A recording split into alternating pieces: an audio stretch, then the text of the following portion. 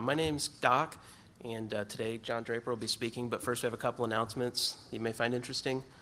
The lock picking session, hands-on in area 8 of the second floor, will be running from 2 to 5. Today there are going to be 2 tracks. One's going to be for beginners, the other one will be for the more advanced techniques, and you are welcomed and encouraged to bring your own locks.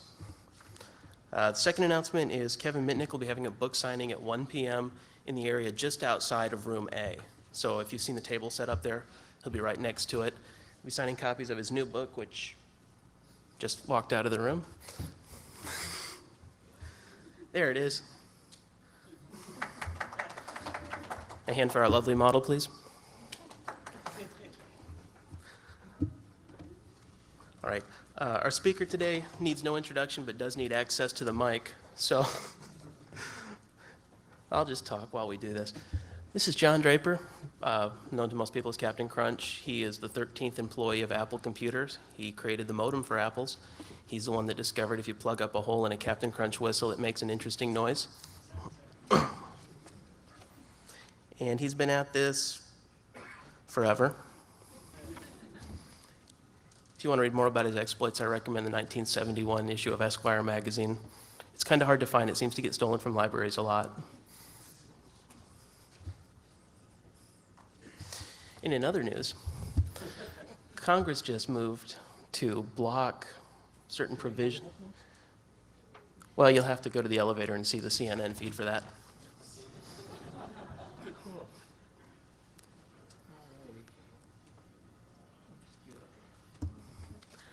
All right, the topic for today is where did all that spam come from?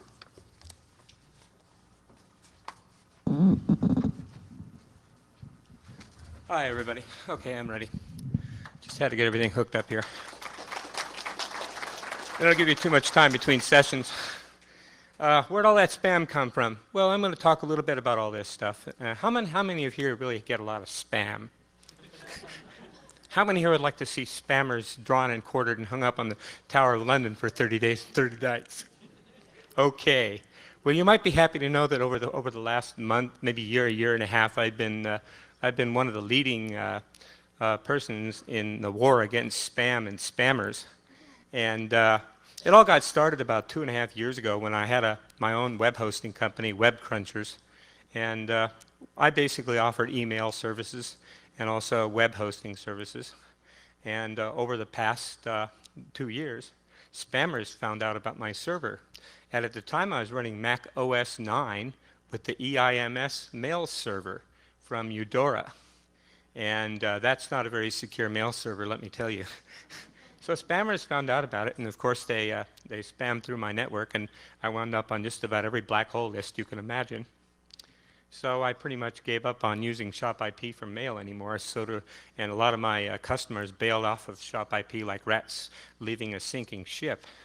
So, in lieu of the fact that I've had the Web Crunchers up for 15 years, and I've had about 150 emails in existence for 15 years, they've been collecting a lot of spam. They wound up on many CD-ROMs that spammers were selling. And of course, my users never started using them anymore.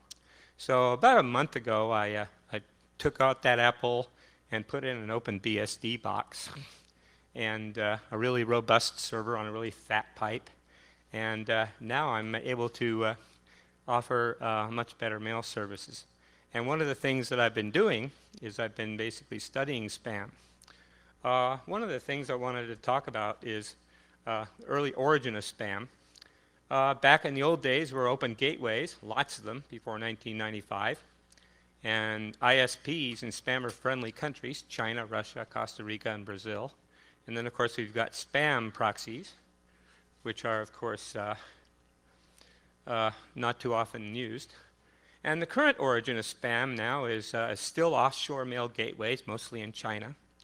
But 80% of it comes from infected hosts.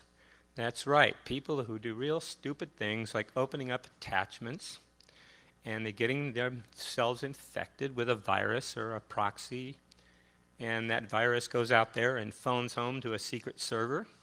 Secret server downloads a Trojan into the machine, And currently, right now, in the best estimate, I believe there's approximately 500,000 to 750,000 infected hosts out there on the internet. Well, these infected hosts, of course, are being controlled by a small group of people, mostly spam gangs operating out of Eastern Europe. I've tracked down quite a few myself, and through a number of, you might say, spam spies, I've been able to infiltrate into their system and learn a lot about how they all work. The favorite choice of spammers is what we call deferred hacking. Basically, this means writing an IRC bot, which can be executed from anybody joining a channel, and it basically tells it connects to another server, which is a master controller server. That master control server then communicates to a number of previously selected infected hosts. They don't like to use these infected hosts all at once. They use them a little at a time in the hopes that they won't be discovered. So they're usually turned off. A lot of the more sophisticated spammers and hackers who use these infected hosts use a rather interesting way of hiding the fact that the machine is infected. And this is done through what they call the knock-knock principle. The way this works is, normally the listener is turned off, so when you do a port scan, they don't show up. It's totally invisible. However, if you send it a series of specially crafted pings with special port numbers in a certain sequence, well, guess what? You open up a port, the listener activates, and you now can control that proxy. That then becomes a master controller proxy. It then controls all the rest. So it's almost virtually impossible to catch this kind of level of spamming and hacking. And these are how all the DDoS attacks have happened as well. Does anybody have a question? Oh, okay. So let's talk a little bit, yeah. Does this affect only people who have high-speed internet or any machine using Mostly high-speed internet users are mostly the ones that are prone. People that leave their machines on all the time and they have DSL or cable modem and they do really dumb things. They leave their machine on and they don't patch their machine. And then there's this new recent virus problem with the IE Internet Explorer where you visit a website and you're infected just by visiting a website. So, I mean, there's lots and lots of ways these things can be infected. Let's talk a little bit about spamming in general. First thing is the chain of responsibility. Let me kind of explain that. A company has a product to sell. The company contacts some type of mass marketing company. The mass marketing company basically outsources their work to smaller companies or resellers, and they maintain and monitor their own list, or they can also get a list from the actual company if that company has a website, and if they have a website that has a website that basically asks for people for information, for product information. They say, well, if you want product information, fill out this form and we'll send you something. And they'll often think that if somebody's interested in a product, that yeah, they'll go ahead and add that person to the mailing list. These are clean mailing lists, by the way. And these are people that are already opted in. And then, of course, they pass this on to the mass marketing company, which outsources it to other people who then actually do the spamming. And the marketing company can be anywhere. In most cases, it's in China, sometimes in Eastern Europe. And so basically, the selling company is already 2 levels removed from the spammer, making it really difficult to nail the spammer. And the best way is to go after the spamvertised website owners and the beneficiary of the spam. The mail trail pretty much is a dead end. To trace the mail headers and find out where the spam comes from, you can pretty much guess it's going to come from some infected host. And that's about as far as you're going to get. And of course, the ISPs are not going to tell you who that is because they've got privacy policies they have to respect. Spamvertised websites also have no contact information, but they often have 800 numbers or forms page for sucking in suckers that want to buy whatever they're going to hawk out and sell. Registered domain contact info is often false and bogus. So you can't really use domain ownership and the whois to find the location of a spammer. Most of the domains that end in .biz are often in Costa Rica. And often these registrars that register these domain names don't really give a hoot about whether the information is accurate or not. So that's really not a good way to track it down. But the best way is follow the money trail. Yes, go out and buy one of these things that they sell. look at your bank statement afterwards, find out what the bank is, contact the bank, claim fraud, do whatever you have to do to get the information, and pass it on to the authorities. And you can pretty much get really close to the spammer that way. And if they ship something to you, you can also follow the shipping trail. Look at the shipping label on your package, find out where it was shipped from. Okay, spam gangs. Yeah, I run into these guys. Spam gangs are an interesting lot. To give you an idea, let me see if I can show you a sample mail here in my spam to investigate folder. And while that's doing its thing, I'm going to go back over here to my presentation and go back to that later.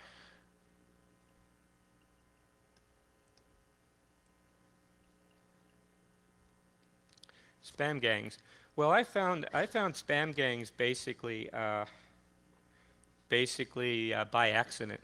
One of the interesting things that I worked on is when I send out an email to anybody that I know, I have a hash code built into the email. Like instead of my email being crunch@shopip.com, my email really is crunch9364@shopip.com. That 9364 is a random unique number that's assigned when I compose a new message to somebody. So if I send a message to somebody for the very first time, they get assigned a number that uniquely identifies them. So when they send a mail back to me, I know where it came from. If he goes off and tattletales and tells somebody else what my email address is, and that person starts using my email, I can trace it back to the original person that I gave the email to. If a spammer finds out where my email address is, well, I know exactly who gave that email address out, and I could go after the person and say, shame on you for doing that. Well, here's something else that I've done. For a while, I've been opting out of spam just to see how effective it is. And, well, I found out some really interesting things. I found out that, yes, indeed, sometimes opting out does work. And on other times, when I opt out, all of a sudden, when I opt out, I take that hash code that's built into my email address, and I log it into a database. So now when I get email from a spammer, let's see if it's ready.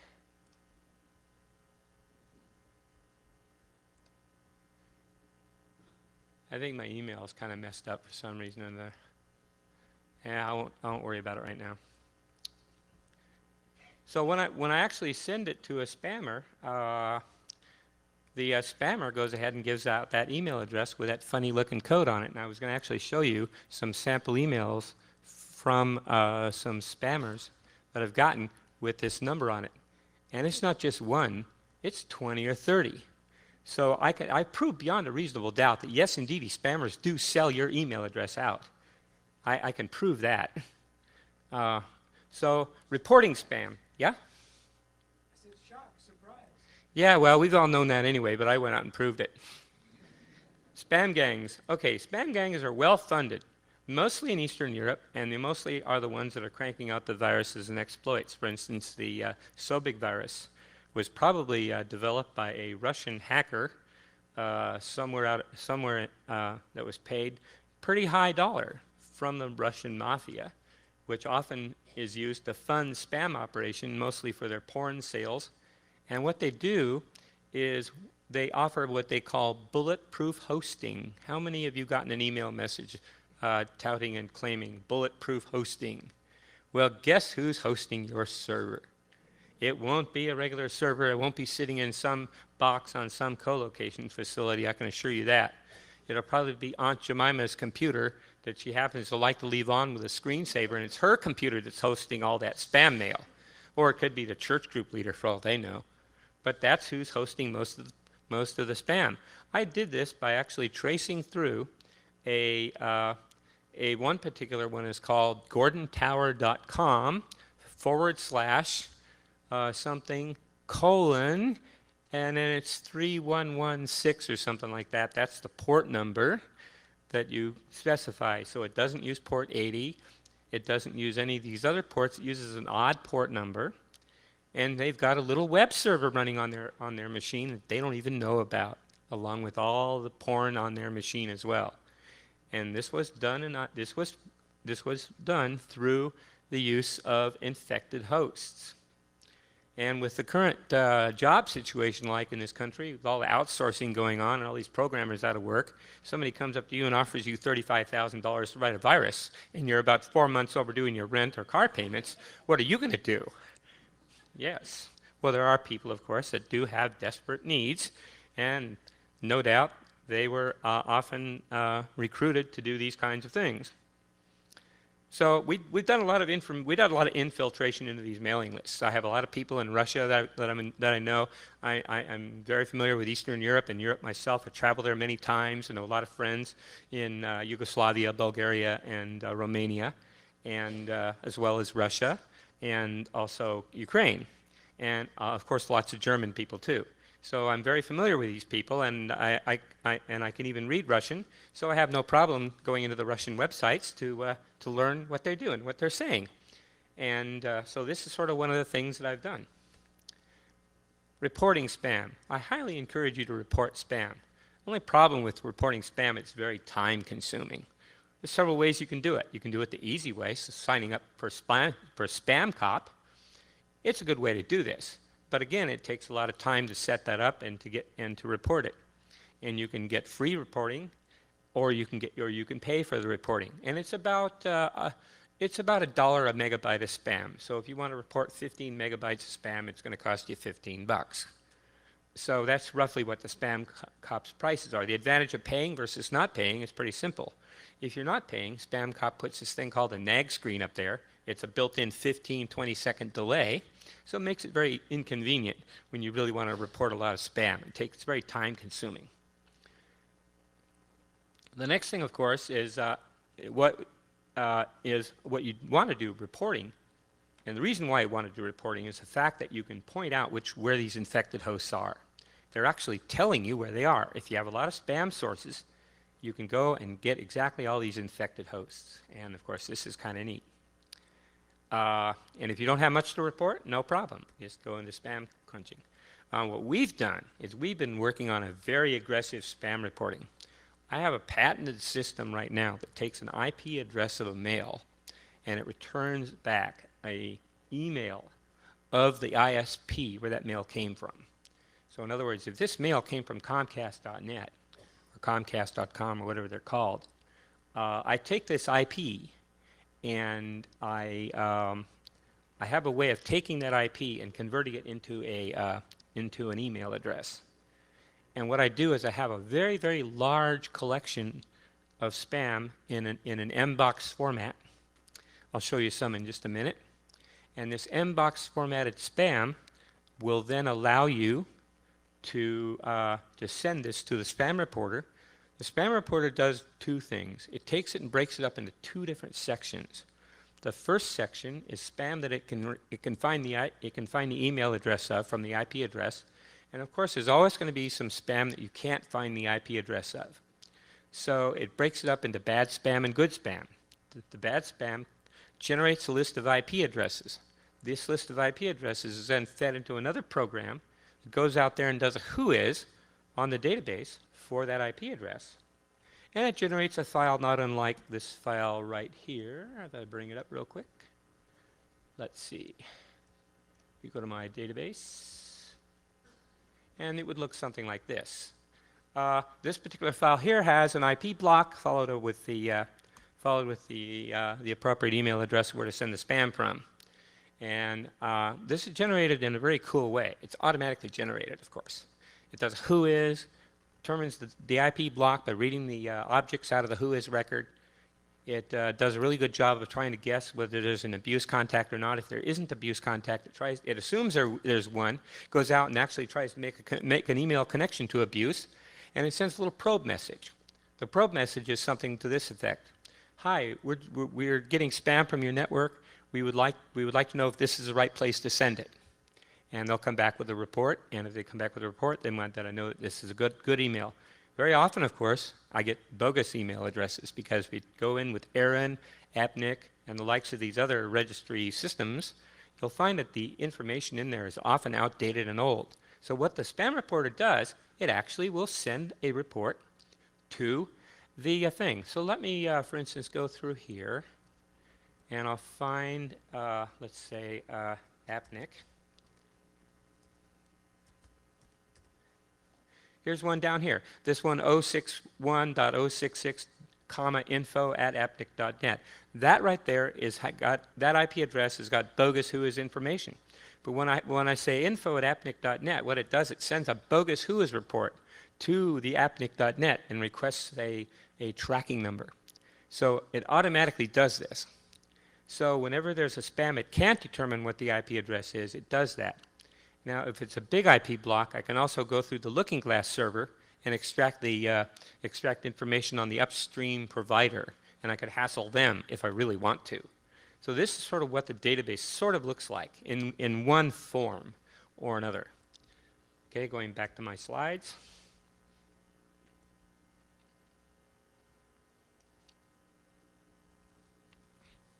Very aggressive spam reporting. Well, the very aggressive spam reporting, in order to really do it right, you need a database of IP blocks versus abuse report emails, which I've just shown you. I can report up to 8,000 spams a day from our users with our service. It's a service that I offer for us, for our people on my network, and I automatically report spam. I run the report twice a day, so I do it in 2 blocks of about 4,000 spams each. It's resulted in the shutdown of approximately 150,000 infected hosts per month. Not too bad. So we are being a real thorn in the side of spammers, because it's causing them very severe headaches, and they're running out of these hosts very fast. How do I know this? I know this because I'm actually spying on the spammers' network by going into their chat channels and hearing what they have to say about it. The reports are sent within minutes of getting them. Our newer system, when we get it implemented, is going to be through an incoming filter. The way that works is, when spam comes in, if it's filtered to be spam, if the filter actually detects it, if it's indeed spam, and what it does, it immediately sends a report back within 30 seconds of getting the mail. So the ISP can get in real time an indication that this spammer is active. And ISPs that subscribe to our service can then shut down the infected host almost immediately. So we're getting almost real-time spam shutdowns of the system now. And so here's some nasty things you can do with the spammers. Okay, let's say you have a mortgage spammer, and he sends you an email address, and it's got a website. And you go to the website, and usually these mortgage spammers are the best ones to really pick on. They've got a forms page that requires you to send in your address, phone number, your email, and all that stuff. So you fill out the forms page. Some fields are required, others aren't. What I do is I take that forms page, the HTML of that forms page, and I copy that to my own server. Well, the action tag in a forms page contains the CGI calls which get called when you fill out that forms page. Instead of me putting in their CGI action form, I put my own CGI action form, and I add 2 buttons to the web page. One button is I can call it like multiple submissions or whatever it is. And then another button is just, I forget what the other button was, what I used it for. But when you click on that button, what happens is it doesn't go to their CGI, it goes to my CGI. My CGI then goes to the forms page, submits the forms page, but instead of it going to, so what I do is I take the action tag, and then I send the action tag through my server. So it makes it look like as if I'm actually going in, filling in that forms page, but this one does it automatically. And I've got a huge database of bogus email addresses and bogus addresses, and I could just swamp their server with thousands and thousands of reports per minute, and it can, and of course you've got to be careful. You don't want to do anything illegal, so you wouldn't want to do it too often. So I put a little delay in there, maybe 1 or 2 seconds. Well, suffice it to say that really got their attention. The next day, I got back an email message, because what I did was I actually was using my honeypot email addresses. The Crunch 8263 at whatever, those email addresses were like my throwaway ones. So they were sending me back email addresses on these things saying, "Why are you doing this?" And I said, "Why are you spamming me?" So this works most of the time. However, it depends on how they've implemented their pages. Now they're getting a little wiser, And they're preventing you from doing that because what they do is they check the referrer, and if the referrer isn't the same as your original page submission, then they could probably block you. It depends on how they wrote the PHP code that did their web page. And so, and also what I do is I flood the mailing list with bogus email addresses and poison their list. And that's one of my favorite ones too. And I just do as much as I can to just give them as many email addresses that are perfectly valid email addresses. Oh, they won't bounce. When they send email, it'll show that it's indeed truly an email. I have a little auto replier on there that kind of sends something back saying, "Hi, how are you?" Something like that. And by the way, go out and find the Woz tomorrow if you see him around there and get some prank ideas from him. Trojans and viruses. Okay, these are the main tools that spammers and hackers use to send spam to you. Like I said earlier, they're virtually impossible to trace. They use deferred hacking, IRC bots, the knock-knock protocols, of course, and we've got good success in stopping them in real time, but only effective at a large ISP level. Here's how I do it. I take a honeypot, and it's on an isolated network. I have some friends up in Twain Harte, which is in the Motherlode, which given me a beautiful, fantastic IP block that I can use for whatever I want to use it for. So what I have is I've got a Windows machine running VMware. It runs several operating systems on it at the same time. And one of them is Windows XP, another one is Windows 2K. And then I have another box, which is an OpenBSD box running all kinds of sniffers, port scanners, and hacker tools, and everything on it. And it's designed primarily to analyze the network. It's got protocol analyzers and stuff on it as well. So what we do is we take a Windows machine, we establish what is called a baseline. A baseline is an analysis of the machine before anything is ever attached to it. It's just an indication of all of the registries that are on it currently. It's a clean machine. It's just been created from a VMware original install of a Windows machine, and then we monitor the traffic on that without the actual virus running, and we get an idea what kind of network traffic it generates. And it generates a little bit of network traffic, but not very much. After we've determined the baseline, we then take one of the infected PCs. I take one of my viruses, and I've got a whole bunch of them, and I infect the machine with the virus. I run the sniffer, and I see what happens. And I log everything. I take every bit of traffic and just completely log it. It's in PCAP format, like most of the sniffers are.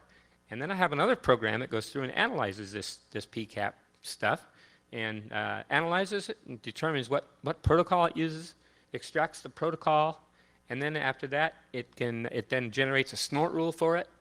And then I test the snort rule for it by taking that PCAP data, feeding it back into the snort, and verify that it can detect it.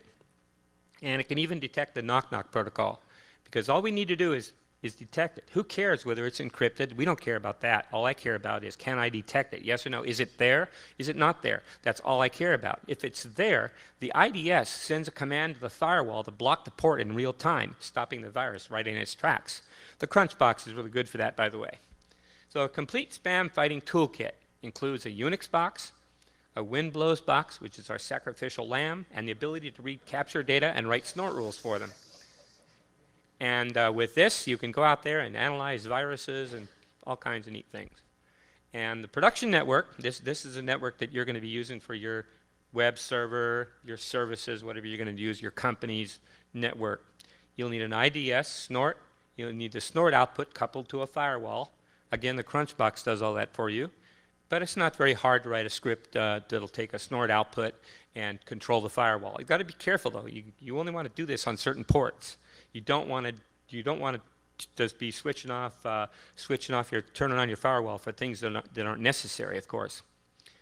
And then at that point, it just simply drops packets going to and from the infected host using the port numbers used by the virus. Detects the knock-knock protocol as well, and the machine owner is not even aware this is happening. And the beauty of it is, the owner of the machine, it doesn't violate their privacy at all. It doesn't interfere with their service. It doesn't cut off their service. It just disables the virus in real time, which is really important, and that stops the worm in its tracks. We've had very good success with this technique. And one more last bit of thing I want to talk about is avoid being spammed. The thing you want to really have is you really want to have two email addresses. One, your private email address is used for your close friends, associates, your business people, the people you work with in your work or whatever you're doing. And then have another email address, and it's not uncommon that you just have like a Hotmail email address or something like that. This is a throwaway email address. And you would use this for doing things like posting to Usenet, going up on mailing lists, filling out web forms pages, website contacts, and stuff like that. So you use your private email, of course, for close friends, and never give out your email to those you don't trust. It's another important thing. Okay, and I'll finish off with my contact information. This is how you can contact me. And if I'm running a little early on this, I can probably see if I can get this mail thing working and show you some real cool things. I need some time to just get this thing restarted.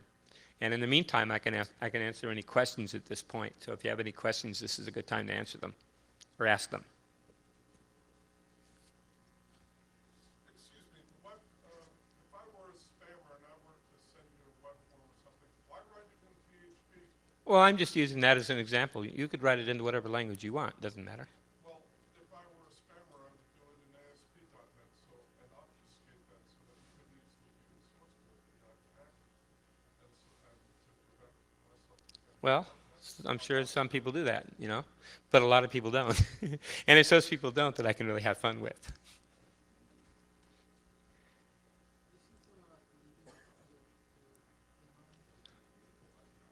What's that? What were you saying? Yeah, go ahead. You in the middle there. When you say reporting spammers to the authorities, do you just mean the abuse emails? Exactly. I don't report them to the authorities.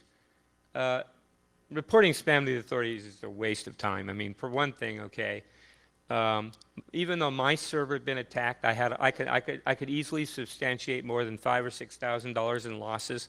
I have tried to report it to the authorities, but guess what? There's not equal justice for all anymore in this country. Unless you're Microsoft. If I was Microsoft, I could probably get the attention of the FBI. But I have tried many times to file reports, and I have not been able to do it. Yeah. Have you thought about the potential for abuse of this? Have you thought about the potential for the abuse of this sort of thing? Absolutely, and this is one of the reasons why I'm not. Site taken down by someone with a grudge who just forged a spam for me and sent it on to Absolutely. Spam Cop, and you know, I had to hear from my upstream. Absolutely, and I have very, very foremost thoughts on that. Let me tell you how I'm going to be dealing with that. Well, number one is I'm not going to be releasing this to the public, number one, only because it does have a lot of potential for abuse. If your girlfriend's email is in that spam pot ready to send out spam, you can best bet your tweet dippy that her email address or email address will be hosed by the internet service provider. I have, in early testing, have overlooked some email messages that should not have been in there. Yes, indeed, I have had people's internet services interrupted, and it has caused some problems. Yes, that is a problem. However, I have a way around to make it as easy as possible for somebody to do that. If and when I get around to putting a web-based interface on this and making it available to my web crunchers users, I'm going to have a system set up so that when I view, I'm going to have what is called a viewing system that can view 50 messages at a time on one screen full. And you can just very quickly glance down through page 50 at a time, 50 at a time. It's pretty easy to visually spot HTML code because most of this stuff is HTML. So it's not too hard for me to just click on the checkbox of the ones I don't want to send. And only when I page through every single page of the spam pot that I'm going to send will it let the reporter actually do the reporting. So yeah, there is a definite means of abuse. Yeah. Yeah, two things. When you say turn off your DSL, if I have DSL, do you think I should just turn off the DSL modem? I mean, I turn off my computer, but just turn off the DSL modem. Is that what you're saying? Oh, absolutely. If you're not using your DSL modem, why leave it on? You know, a lot of people just don't bother because they know that they can be on forever and not have to pay any extra. They don't bother to turn their machine off. They just leave it on. Or if you have like a Netgear router and you hook it up to your DSL, you know, unless you turn your router off, you know, normally you just leave it on all the time. You have your little subnet inside your house. More than one person can use it. I mean, that's pretty common. See if I can get this mail started again. For some reason or another, my mail program has not really been functioning correctly. It's been going really weird. Any thoughts on the popular use of services like Spam Gourmet and Mailinator, and also on mail filters spam filters as a defense against spam? Yeah. We work with spam filters. I mean, we have a Bayesian filter, plus one of my partners is working on a really, really good filter. But the only problem is this good filter is extremely slow. I mean, it's infinitely slow. So I'm not really sure how accurate it is, but I can tell you this, that after filtering 250,000 messages, not one message was ham. And ham is my definition of something that's not spam. So it's very, very good, actually. Yeah. I have a question about the opposite of what you've been talking about. I get barrages of bounce messages from spam that's being sent out using some of my domain name. Right. They're they're hijacking your email address is what And they're doing. I don't know what to do about that. Yeah, that's often referred to as a Joe job, and this happens a lot, and there's not really much you can do about it, except identify where the mail comes from and shut the host off that's sending you that bounce. That's probably the best thing you can do at this point.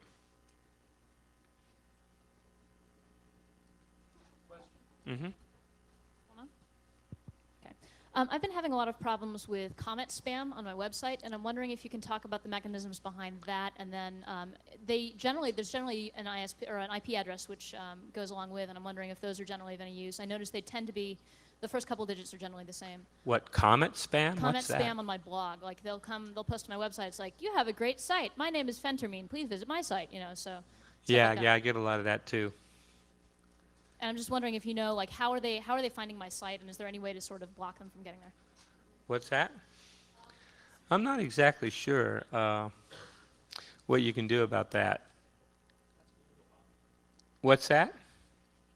Well, there's several ways around it. I mean, you can if it's coming in from a single source, a single IP block, you can just simply block email coming from that IP block. Just block it by IP address. Yeah. I have a question. 2 months ago, I came across one of those websites that generate fake email addresses, and every time you hit refresh, they look legitimate. Could you comment if you think those are effective? Fake email addresses. Yeah, just, it was like a random generator at so-and-so, .com, .net, .org. They got their uses. I would use that, for instance, if I were to fill out a forms page, and if I was interested in something, but I really didn't want these guys to spam me, I would also use it if I were, let's say, want to post something to Usenet. I would use something like that.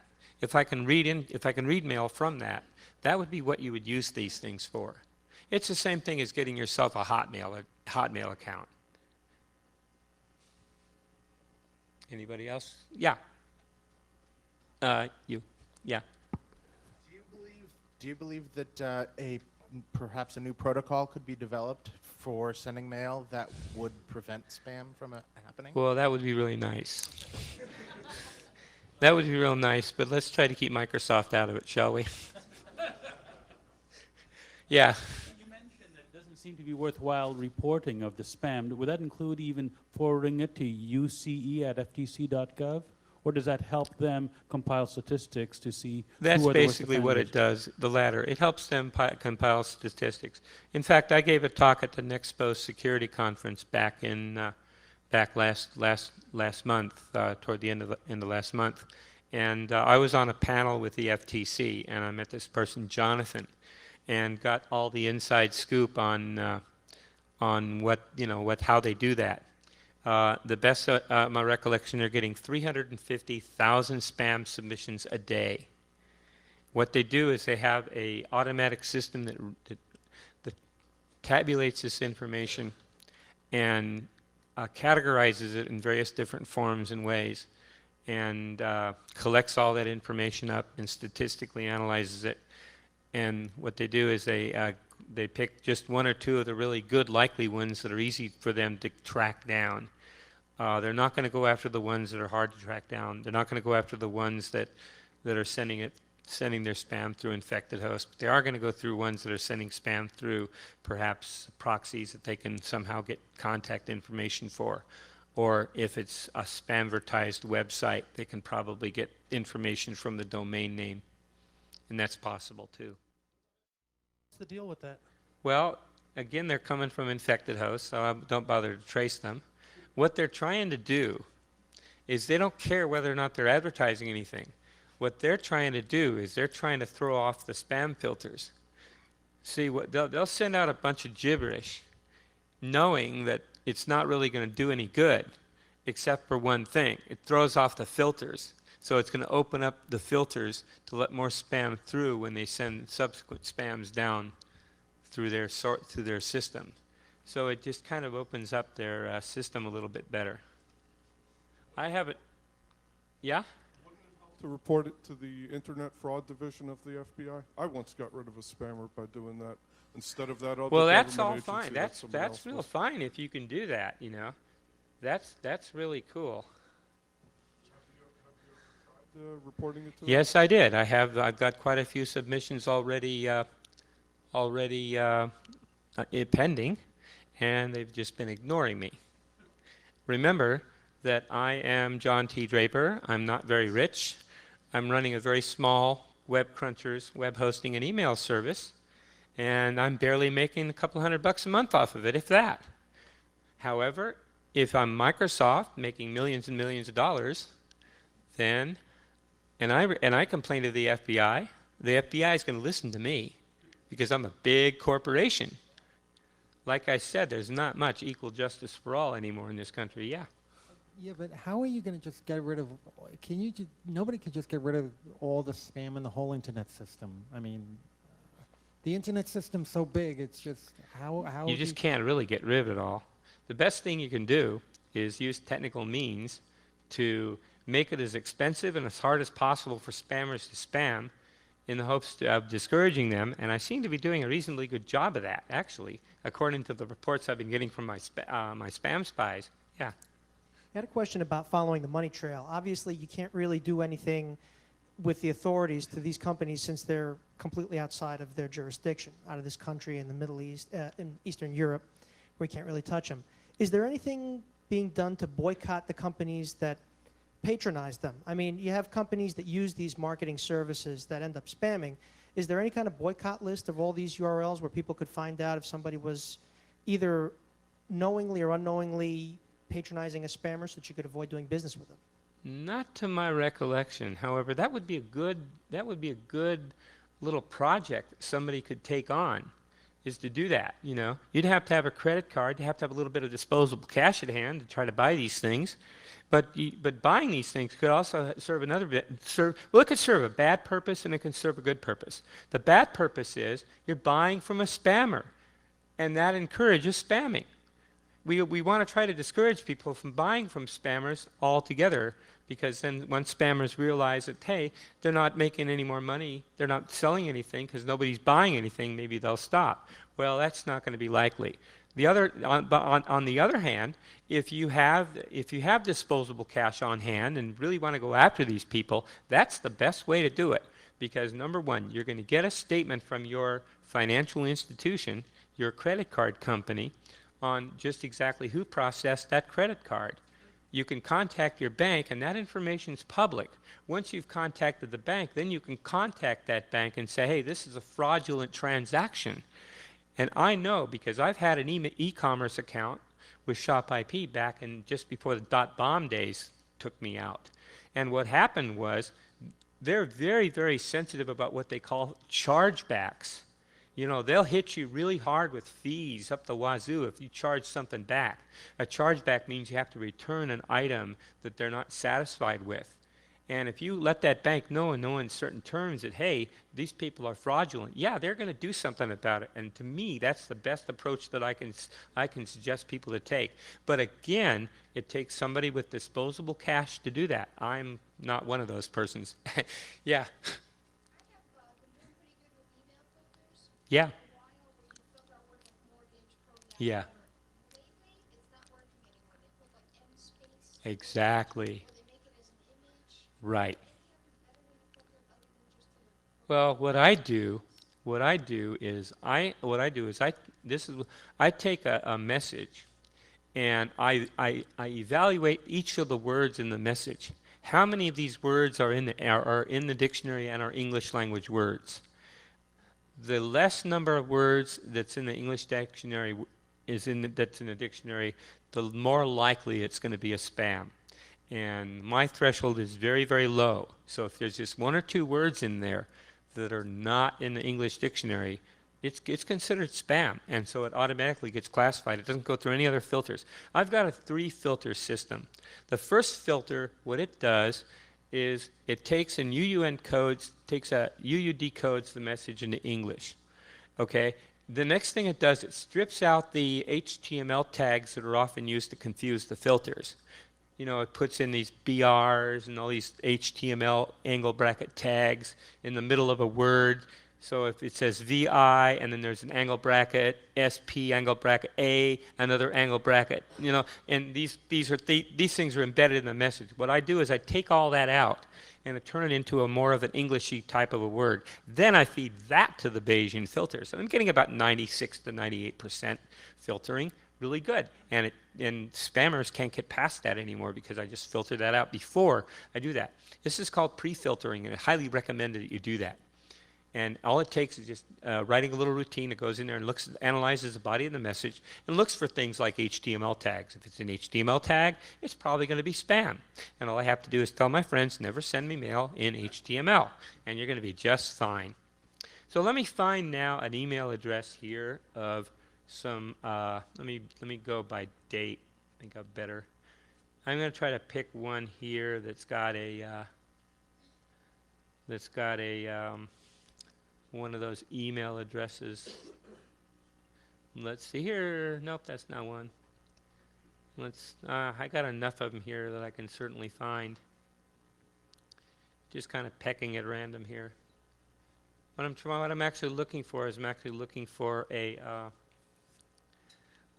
message with the with that hash code that I've got. Unfortunately, Max iMail is so slow and such a pig. I never did like it. How are we doing time-wise? 1 minute. Okay, let me take 1 or 2 more questions and I'll end it. Yeah, go ahead. I was wondering what server you're using on BSD now, and have you tried anything like Spam Assassin? Am I trying? No, actually, I'm using the Bayesian filtering. I'm writing my own code, and the servers I use is most often OpenBSD. That's my server of choice because of its security. What? Yeah, I use SendMail. Mostly I just use SendMail. I don't bother too much with actually mail coming in. But when I get my new system built in, I'm going to be implementing my own MTA. And I've already got parts of it implemented. I'm actually going to be developing that in Twisted Python. My language of choice is Python. And Twisted Python's got a very, very wonderful way of handling these things. And I have absolute total control over how mail comes in using Twisted Python. And it's very fast, and it's also designed for multiple mails coming in at the same time.